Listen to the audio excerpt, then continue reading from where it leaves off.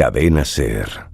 Según el diccionario de la Real Academia, se entiende por cobardía la falta de ánimo y valor, y por valor, la cualidad del ánimo que mueve a acometer resueltamente grandes empresas y a arrostrar los peligros denotando osadía y hasta desvergüenza.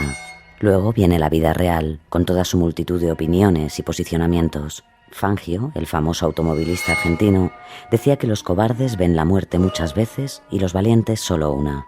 Víctor Hugo, el escritor, hablando del miedo ante los poderosos, que la cobardía es un consentimiento. Y Murakami, el también escritor pero contemporáneo, que solo un cobarde cierra los ojos esperando que la realidad desaparezca.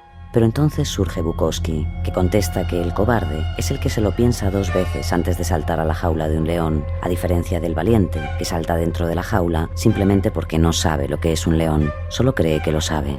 Gandhi no está del todo de acuerdo y dice que la clave está en el amor. Un cobarde es incapaz de mostrarlo, puesto que el amor es prerrogativa de los valientes. Y Ricky López, en una vuelta de tuerca audaz, zanja la cuestión por Twitter diciendo que si alguna vez fue valiente fue porque le dio miedo ser cobarde.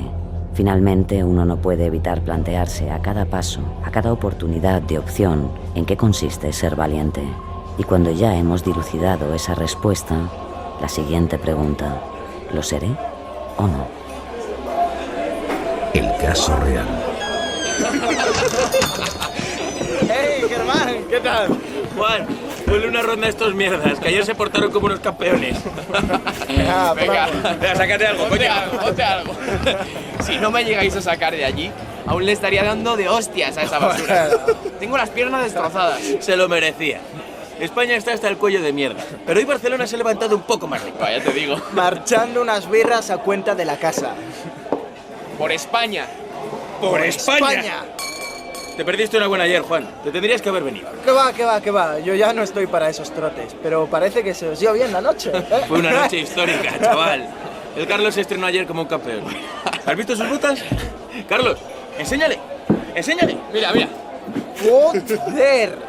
Pues más vale que frotes bien fuerte, porque la sangre sale como la mierda. Bah, ni caso, chaval. Hoy esas botas tienen galones. Cada gota de esa sangre es una medalla. Bueno, pero, ¿tuvisteis bronca con los brigadas blanquiazules? No. Los del Español me comen el rabo. Ayer no iba de eso. Ayer salimos de caza mayor.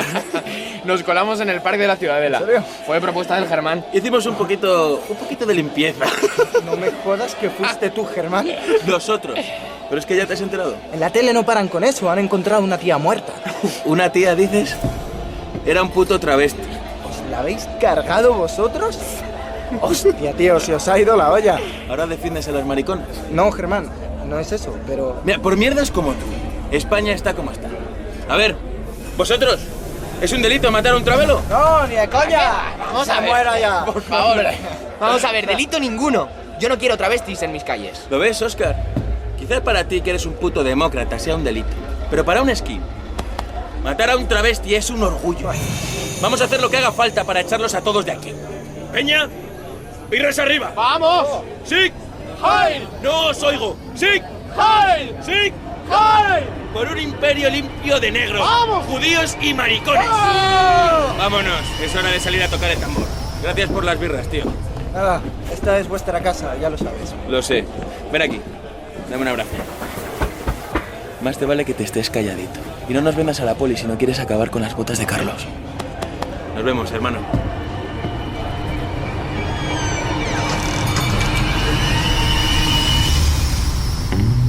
Skinheads, por Carlos Quílez.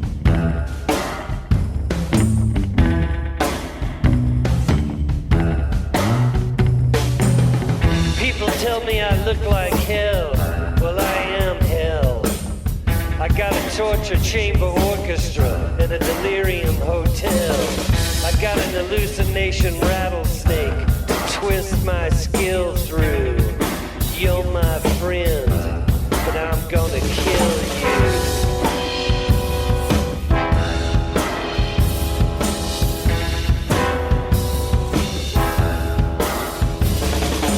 This is a story which is based on a true story, which is based on a lie.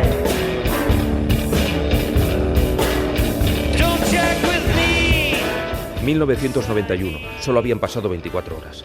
Un grupo de entre 6 y 8 jóvenes skinheads, de ideología nazi, de entre 16 y 21 años, habían irrumpido en el Parque de la Ciudadela de Barcelona, en el corazón de la ciudad, un espacio en cuyos recodos se recogían por la noche indigentes, lo que entonces conocíamos como travestis, personas sin rumbo ni dirección, hombres y mujeres sacudidos por el alcohol, las drogas, la desesperación y la ausencia de futuro. Ese sector de nuestra sociedad era para ellos escoria en estado puro, era gasolina para desenfrenar su ira, su odio venenoso e inevitable, una agresividad que actuaba como pegamento para mantenerles amarrados a una especie de cuerda que les hacía sentir fuertes, poderosos, superiores y sobre todo les permitía sentirse miembros de una tribu. Ya se sabe, la tribu siempre protege a sus miembros cuando se enfrenta al exterior. En fin, cobardía en estado puro. Ese grupo de chavales, sus puños americanos, sus navajas, sus cabezas rapadas y sus botas militares de punta metálica irrumpieron en el parque en busca de carnaza. Llegaron, buscaron a sus presas y las apalearon con un odio desmedido. Eran 2 transexuales que dormían cobijados entre cartones y mantas mugrientas bajo el techo de una glorieta donde otrora la banda municipal del barrio amenizaba los domingos con música de fiesta mayor. Vaya paradoja. Uno murió, el otro casi. En aquella época yo era un joven periodista recién llegado a los servicios informativos de la cadena SER. Como si de un bautismo profesional se tratase, el asesinato del transexual Sonia explotó frente a mí como un reto imposible. Pensé en las víctimas, sin duda, pero también pensé casi hasta la obsesión en los autores. ¿Quién podía hacerle algo así a alguien? Busqué aquí y allá y logré identificar a un muchacho de 16 años, hermano de Germán, uno de los rapados que protagonizaron la brutal paliza. Me dijo que le llamase David, y así lo hice, y así lo haré. Le entrevisté y esta fue su tarjeta de presentación. Corría el mes de enero de 1992. Yo soy skin hace 2 años. Soy skinhead hace 2 años. Y yo lo que no voy a ir, ya te lo he dicho antes, es por la calle y que me venga un tío a pegarme. Yo lo que no voy a hacer es quedarme quieto a que me peguen y luego ir a comisaría a ponerle una denuncia 2 días o 2 horas y fuera en la calle. Eso no, pues, para que me deje la cara marcada a él, pues también se la dejo marcada yo, ¿no? Es lo que pienso, violencia, pero violencia y palabras por palabras. Hablamos de esto, de este tipo de personajes, amparados por una parte aún no depurada de aquella sociedad, hijos o nietos de una ideología fétida y monstruosa de la que no se había podido aún desembarazar la incipiente democracia y aquella Barcelona, aquella España preolímpica. Madrid, Sevilla, Valladolid, Barcelona, Palma de Mallorca y otras grandes ciudades fabricaron sus propios cachorros del mal. Una de las psicólogas y criminólogas que más y mejor les estudió fue Sonia Cervantes, que no duda en situar a estos individuos a caballo entre la patología criminal y la insuficiencia cultural. Aquí casi tendríamos que hablar de una cuestión filosófica, incluso acuérdate del Homo homini lupus de Thomas Hobbes, ¿no? Es decir, ¿realmente el hombre es un lobo para el hombre? ¿El odio es algo inherente al ser humano o no es inherente al ser humano? Lo que sí que es inherente al ser humano es el miedo. Y en la base de odio siempre hay miedo. Lo difícil, lo complicado aquí es la tríada peligrosa, ¿no? La tríada peligrosa siempre es miedo e ignorancia conducen al odio. ¿Qué puede ser? Claro, en los chavales jóvenes tenemos a personas en construcción, con la autoestima medio por hacer, con una necesidad de pertenecer a un grupo. Entonces muchas veces el odio, curiosamente y desgraciadamente, es un factor de identidad. Y ahí viene el problema, ¿no? Por ejemplo, muchas tribus urbanas, en este caso los skinheads, los ultras, tal, su factor de identidad es el odio que ellos confunden con fortaleza y poder. A principios de los 90 estaban así las cosas. En un bar del barrio gótico de Barcelona, unos jóvenes lo estaban pasando de miedo, explicando su capacidad de materializar ese miedo. Explicaban su hazaña como el torero que brinda sus trofeos al respetable con la chulería y la prepotencia que le da el saberse ganador. El 5 de octubre de 1991, Germán, de 21 años, se reúne con el resto de la banda de cabezas rapadas en su bar habitual. Todos forman parte del Frente de Vanguardia Revolucionario y aquella noche lo tenían todo preparado. Iban a salir a tocar el tambor. Así le llamaban a salir un grupo, buscar víctimas al azar lo más indefensas posibles y pegarles palizas, sobre todo en la cabeza. Ese 5 de octubre eligieron el Parque de la Ciudadela, lugar habitual al que los mendigos acudían en busca de refugio para pasar la noche. Por aquí. Vamos, vamos. Tú, Carlos, a mi lado. Esta noche te voy a enseñar a cazar. ¡Es hora de sacar la basura, hijos de puta! Carlos era el más joven, tenía 16 años.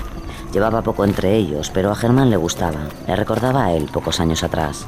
Se colaron saltando la valla y patrullaron hasta que encontraron a una víctima contra la que ensañarse. Esta fue Sonia, una transexual a la que despertaron los gritos de los cabezas rapadas. Les increpó sin darse cuenta del abismo al que se asomaban. ¿Qué? ¡Dejad de hacer ruido, que no nos dejáis dormir! ¿Ya has dicho? ¡Queremos dormir! ¡Fuera de aquí! ¿Habéis oído a un trozo de mierda hablando, chicos? El golpe es muy fuerte. La peluca que lleva Sonia sale volando. Su novia Dory, también transexual, sale en su defensa. ¿Pero qué hacéis? ¡Dejadlo en paz! Si la maricona tiene una novia valiente. Me da que esta noche estamos de suerte. ¡Dejadnos! ¡No os hemos hecho nada! Así que os gusta vestiros de mujeres, putos travestis. ¡Sonia! Sonia dice. Sonia. Así que te has puesto nombre de tía y todo, maricón de mierda. ¡Por favor! ¡Socorro! ¡Socorro! ¡Ayuda! ¿Qué haces, zorra? ¿Dónde te crees que vas? ¡Déjame! Quédate aquí quietecita, que tú también vas a tener tu parte. Mira, además vas a servir para desvirgar aquí a Carlos. ¡No! Carlos, ¡Por dale favor, tú. no! ¿Qué pasa? ¿No te atreves? Tienes esas botas demasiado nuevas, hay que darles uso. ¡Dale! ¡No! ¡Por favor! ¡Ya va! ¡Me pegues! ¡Dale! ¡Socorro! ¡Escoria! ¡Maricones! ¡Cerdos! Puta. Muy bien. Eso, dale una buena hostia. Bien. Deja esta, que ya me encargo yo. Vete a por la otra. Sí, va por la otra.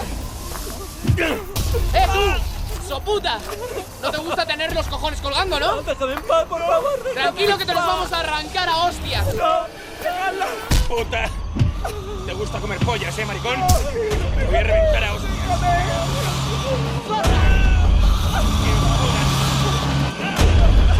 Cuando Sonia ve que Germán y Carlos vuelven hacia ella, se queda paralizada de terror.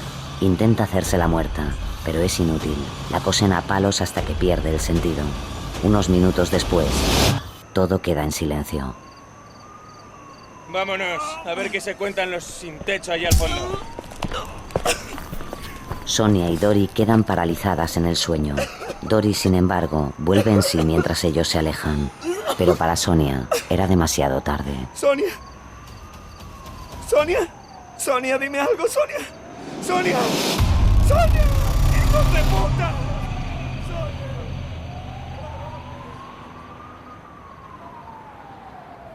Cuando llegaron los agentes del Cuerpo Nacional de Policía al lugar de los hechos, se encontraron una escena terrible, una especie de vertedero de sangre en el que permanecían inmóviles dos personas. Una, Sonia, muerta.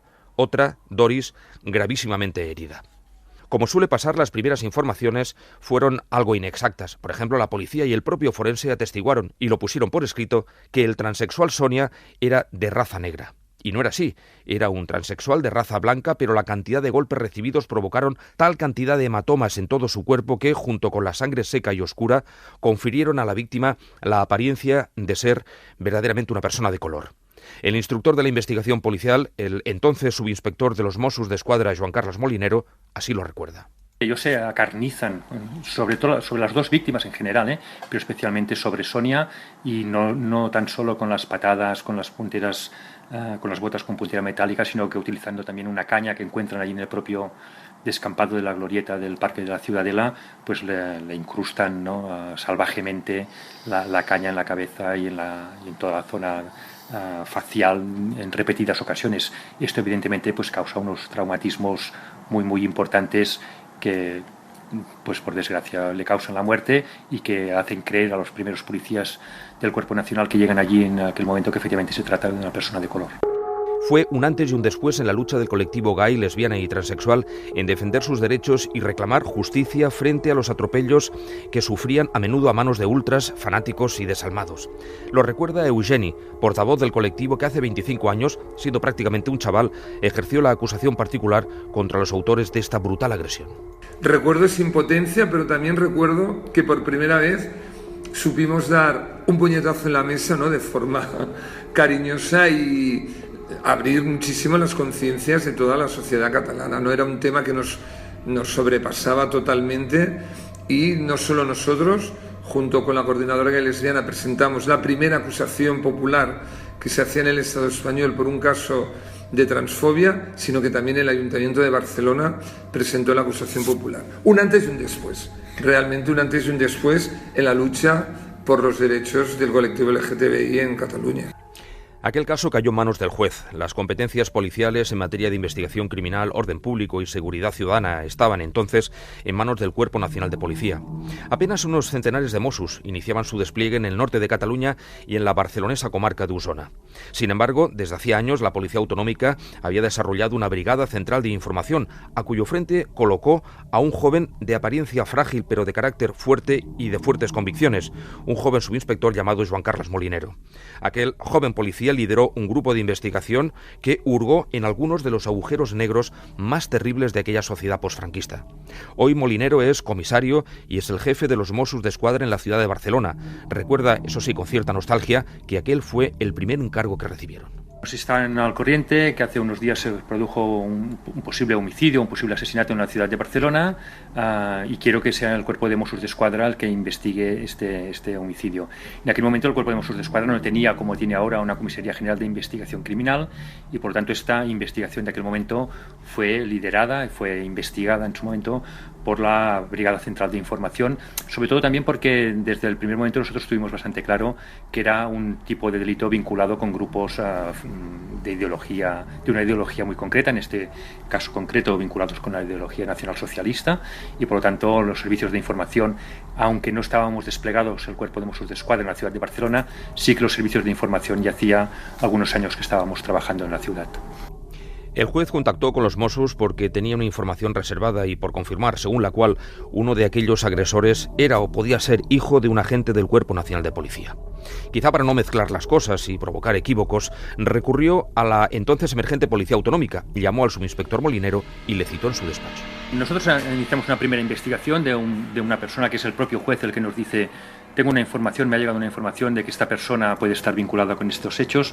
Nosotros en unos 15 días descartamos la implicación de esta persona que nos vino desde la Judicatura para ser investigada y centramos la investigación efectivamente en un grupo conocido por nosotros de jóvenes, de gente muy joven, estamos hablando de en aquella época 16, 17 años, que sabíamos ya que frecuentaba o que algunos de ellos eran habituales de un club de fútbol de la primera división aquí en Barcelona y que se les conocía o teníamos diversos testigos, diversas informaciones de que algunas veces pues por las noches de forma más o menos organizada, después de tomar algunas copas, pues hacían alguna barbaridad y hacían algún tipo de acción, no de estas dimensiones ni mucho menos, pero sí algún tipo de actuación o de paseo que ellos le llamaban entonces en aquel momento, ideológicamente muy vinculado a buscar un tipo de personas, un tipo de posibles personas para agredir. Molinero y su equipo fijaron su punto de mira en los grupos neonazis que estaban investigando con sigilo desde hacía años. Descartaron la tesis del juez y se centraron en un grupo de jóvenes skins, nazis y miembros de los Boixos Nois, colectivo de fanáticos seguidores del Fútbol Club Barcelona, donde encontraron cobijo entonces algunos de los ultras más duros y más peligrosos del país.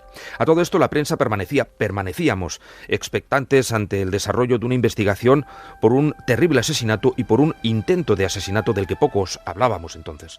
Doris, la superviviente, se encontraba ingresada en el Hospital del Mar de Barcelona. Tras su paso por la unidad de cuidados intensivos y rodeada por extremas medidas de seguridad, fue trasladada a planta días después. En el fondo he de decir que las medidas de seguridad no lo fueron tanto, o no lo fueron como yo creía que debían ser, dado que una mañana mi grabadora de la cadena SER y yo nos colamos en el centro asistencial, subimos hasta la planta tercera, en cuya habitación 313 se encontraba aquel transexual recuperándose del politraumatismo y de las hemorragias internas provocadas por aquella brutal paliza. Entré en su habitación, me presenté, me disculpé y le pedí unas declaraciones. Le dije que era bueno y necesario que la gente, la sociedad, supiera de toda esa barbarie, que era la mejor manera de acabar con hechos como aquel. Y Doris, con una media sonrisa que se dejaba entrever en su cara amoratada y cicatrizada, asintió y con su permiso le pregunté y ella respondió. Sí, yo creo que, mira, me parece que fueron unos 4 o 5. Entonces pues eso que se liaron allí, estábamos nosotras dos y mi amiga, ¿no? Estábamos hablando y de pronto y porrazo pues se liaron a pegarnos ahí las dos. Los 3 o 4, no sé lo que eran. A las dos que se nos liaron a pegarnos, pero así porque sí, miren, no sé por qué. ¿Llegaron a utilizar algún tipo de objeto contundente? ¿Recuerdas algún palo, algún objeto de metal quizás? No llevaban nada. Solamente me acuerdo que llevaban, me parece que llevaban las botas que son los militares, esas botas lo único que llevaban. Tras sus palabras nos dimos la mano. Le miré durante unos segundos y cuando cerró los ojos, abatida por el esfuerzo del mero hecho de hablar, me retiré y volví a la redacción. Doris se recuperaba, los Mossos trabajaban en sigilo absoluto y la opinión pública, por fin conmocionada, dio un paso adelante. Habían pasado 4 meses y una semana desde que Sonia Rescalvo apareciera muerta en mitad del parque de la Ciudadela.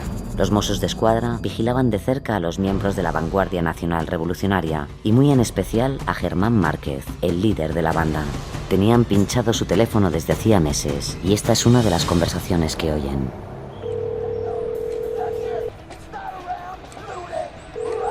¿Diga? María, soy yo. Ah, hola. ¿Qué tal? Pues mira, aquí en casa de mis viejos, que se han pirado de fin de semana. ¿Quieres que quedemos? Es que tengo lío. Ya nos vemos por el bar un día de estos. Yo estoy solo. ¿Quieres venirte a mi casa esta noche? No, prefiero no ir. Joder, siempre me estás diciendo que no. Ya, bueno, es que no quiero ir. ¿Tienes miedo de venir a mi casa o qué coño te pasa? A tu casa. Del que tengo miedo es de ti, Germán. Hostia, ni que fuera un travesti. No, hombre, tampoco te pongas así. Germán no sospechaba que estaba siendo escuchado por los Mossos de Escuadra. Aquella tarde, Germán desató una gran tormenta de problemas. Por cierto, ¿sabes quién hizo aquello del travesti de la Ciudadela? No lo sé, pero me da igual. Vente a mi casa y te lo explico. Yo sé quién se cargó a ese travesti de mierda.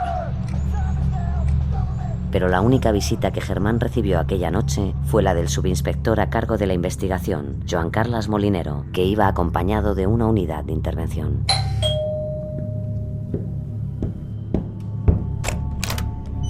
Buenas noches. ¿Germán Márquez? Sí, soy yo. ¿Qué quiere? Traemos una orden de registro. ¿Y esto por qué? Ya ves. Aparte. Registrarlo todo. Empezad por su habitación. Es la del fondo. Debajo de la cama están los bates de béisbol. Tú, ven conmigo.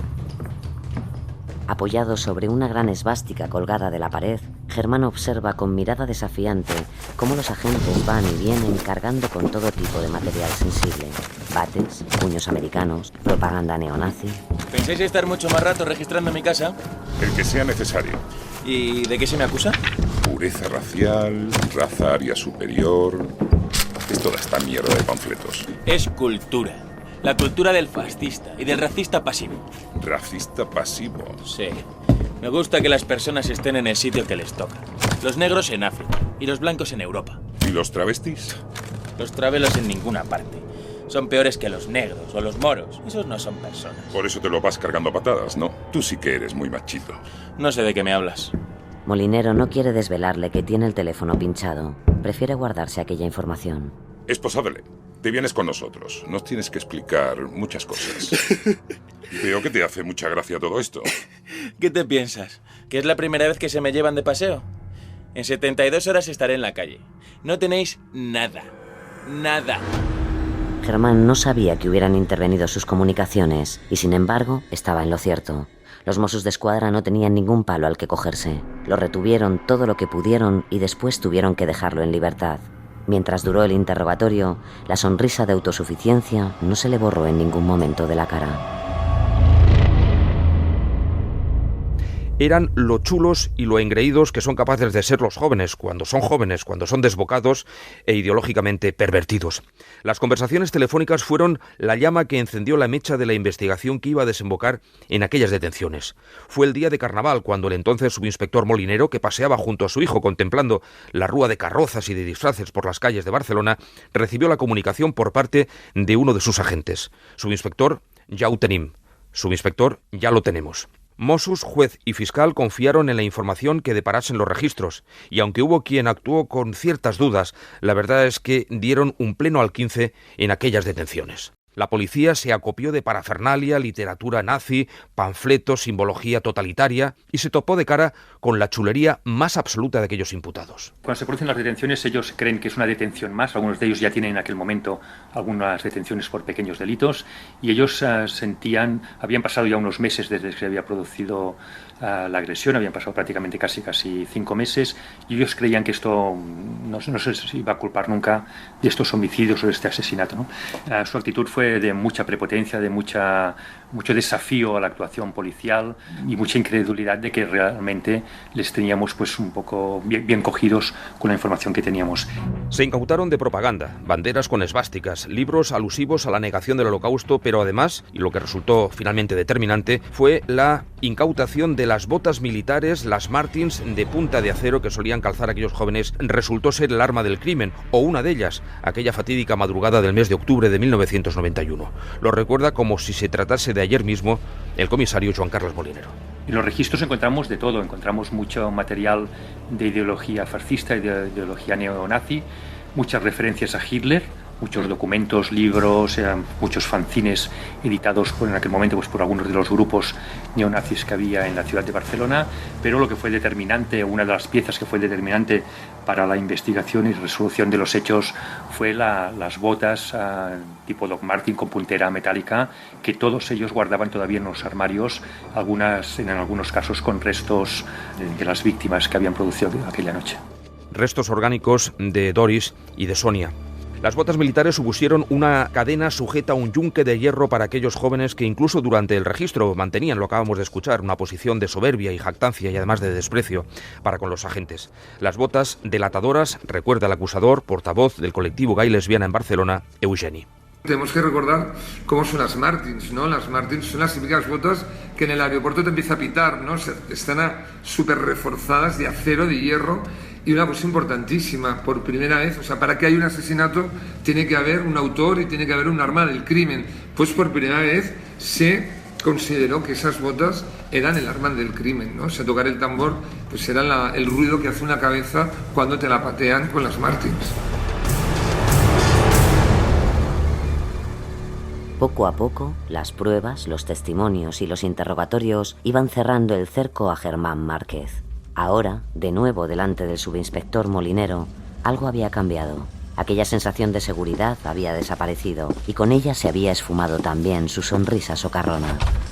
Germán estaba tenso, serio, a la defensiva. ¿Dónde estabas la noche del 6 de octubre de 1991? Ya se lo he dicho, en el bar Sporting.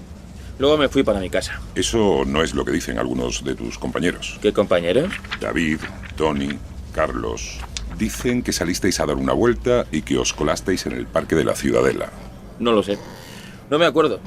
Hace mucho tiempo de eso. Ya. Pues qué rápido olvidas tú las noches históricas. No sé de qué habla. ¿No le dijiste al dueño del Sporting al día siguiente que la noche anterior había sido una noche histórica? Poco histórica debió de ser si ahora de repente no te acuerdas. Pues será que yo soy corto de memoria. El abogado de Germán le había recomendado no hablar más de la cuenta, pero no contaba con el as que guardaba el subinspector. Cuando Molinero alarga su mano hasta el suelo y pone sobre la mesa unas botas militares, a Germán se le tuerce el gesto, pero mantiene su actitud. ¿Estas son tus botas? Tú lo debes de saber mejor que yo. ¿No las reconoces? ¿Debería? No sé. Según me han comentado, están llenas de galones y medallas. ¿No es así como llamas a la sangre de tus víctimas? ¿Sabes cómo le llamo yo a tus galones y a tus putas medallas? Evidencias. Deberías haber limpiado mejor las botas. Hay sangre de Sonia en los cordones. Se ve que muy listo no eres. No sé quién es Sonia. La travesti a la que mataste en el parque de la Ciudadela. Los travestis no tienen nombre. Son solo travestis. Efectivamente, se ve que muy listo no eres. Germán está acorralado, así que decide seguir los consejos de su abogado, que le había recomendado decir que todo lo que pasó la noche del 6 de octubre en el parque de la Ciudadela fue por culpa de los excesos. Aquello sería un atenuante si el asunto llegaba a los tribunales, cosa que empezaba a parecer cada vez más inevitable. Aquella noche bebimos mucho.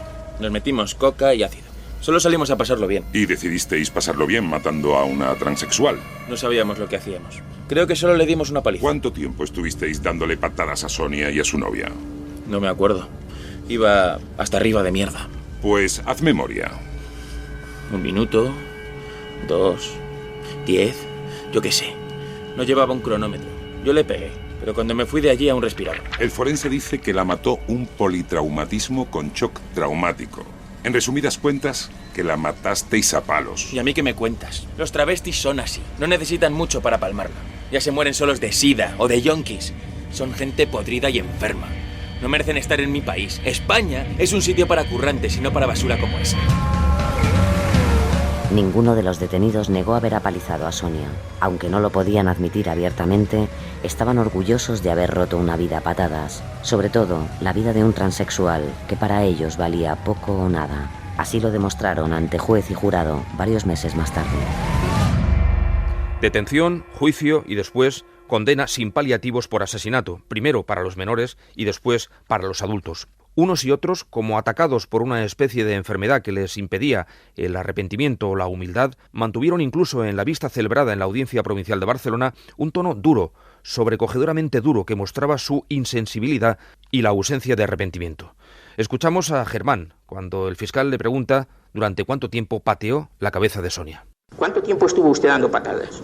No, pues estaría un momento hasta que me hice daño y me bajé. ¿Un momento qué quiere decir? Segundos. ¿Un segundo? No, segundos, no sé. No le voy a decir si son 8, 10, 15 o 20 porque no lo sé. ¿O 30? Como no tenía reloj, no cogí el cronómetro y lo puse. Vale. No sé cuánto tiempo no llevaba la cuenta, dice el imputado. Y se sentó en el banquillo de los acusados como si nada, como si estuviera allí de paseo. De ese tono desafiante no se olvida aquel muchacho Eugeni que lideró hace 25 años la acusación particular contra ellos. Sí que recuerdo perfectamente el primer día del juicio. Estamos hablando de unos momentos en los que no había las medidas de seguridad ni todos los protocolos que hay actualmente para separar a las víctimas de los agresores. Yo me acuerdo de que nos vimos la cara y la cara de desafío total y absoluto, no es la mirada diciendo ¿qué pasa? ¿No? Eran una chulería, pero también una chulería con un grado de refuerzo, es decir, que detrás de ellos también había una defensa que no era una defensa barata, quiero decir, que era una defensa bastante fuerte y bastante buena, ¿no? Porque de algún modo ellos supieron poner sobre la mesa, no arrepentirse de lo que habían hecho, pero por otro lado dejar claro que lo hicieron fruto del alcohol y las drogas. El juicio también dejó momentos escalofriantes, algunos menos conocidos de lo que se merecían. Por ejemplo, se habla poco de que los skins, al acabar su trabajito en la glorieta del Parque de la Ciudadela, tuvieron tiempo y espacio para el postre, que no fue otro que apalear hasta dejar ciego a un pobre indigente quien, alertado por los gritos de los transexuales, salió en su auxilio. Lo recuerda el subinspector Molinero. Sí, efectivamente ellos en su huida, cuando se van de allí, porque no es que huyan, sencillamente creen que han finalizado su tarea de aquella noche de limpiar la ciudad de Escoria, como también nos dijeron en sus declaraciones, y efectivamente cuando se van una persona que está ejerciendo la indigencia en el propio parque le recrimina el ruido que estaban haciendo y los gritos que esta tercera persona, esta tercera víctima oye, y cuando le recriminan pues los 6 se le echan encima y también pues le agreden de forma brutal y totalmente y absolutamente indiscriminada. Fueron a la cárcel de cabeza y con la cabeza agachada. Ya no reían cuando el tribunal leyó el veredicto. En el Parque de la Ciudadela se instaló entonces una placa en honor al transexual Sonia y en recuerdo de Doris, de cuyo futuro nunca más se supo. Han pasado 25 años de aquel monstruoso crimen y las cosas han cambiado. Nunca de forma suficiente, pero han cambiado. Sin embargo, hace solo 4 meses, a mi mesa de redacción llegó una nota de agencia según la cual un tipo había sido detenido por la Guardia Urbana de Barcelona tras golpear de forma gratuita y sin provocación previa a una mujer magrebí que paseaba por el barcelonés barrio de la Ribera. El detenido era uno de aquellos menores de edad que mataron a la transexual Sonia 25 años atrás. ¿Qué tendríamos que constatar si hay un patrón antisocial de la personalidad, ¿vale? O si hay un patrón psicopático de la personalidad, que esto sería otro tema. Muchas veces también se enmascara algo clínico. Al fin y al cabo, ¿qué es? Es una falta de empatía total y absoluta. Lo más peligroso, o sea, la cura al odio es la empatía. Es educar en empatizar con el otro. Otra cosa es que tú no estés de acuerdo con cierto colectivo y otra cosa es que tú seas capaz de agredir a ese colectivo. El Parque de la Ciudadela ya no alberga a mendigos y a sin techo. La sociedad barcelonesa, catalana, española, emancipada casi en su totalidad, tiene ya la piel debidamente sensible para con estas minorías, pasto de criminales fascistas y de criminales violentos sin escrúpulos. La ley se ha puesto de largo. Los fiscales se han especializado en xenofobia. Todos han tomado nota, pero aún hoy algunos se resisten a cambiar. Amar a nuestra patria y que españoles en España, y punto. O sea, es eso, o sea, defender nuestra ideología, a nuestra patria, o sea, ser totalmente patriotas. El 13 de julio de 1994, la Audiencia de Barcelona condenó a 6 jóvenes de ideología neonazi a 333 años de cárcel por la muerte de Sonia Rescalvo. Aquella fue la primera vez que unas botas se usaron como arma homicida en un juicio. Ninguno negó las evidencias ni tampoco se arrepintió de sus actos. All the money that I spent it in good company, and all the harm that I have done, alas, it was to none but me.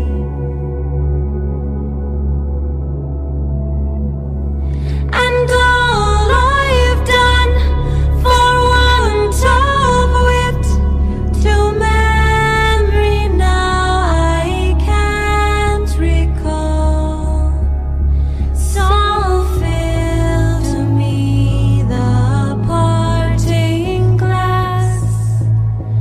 Good night and joy be with you all. Negra y criminal.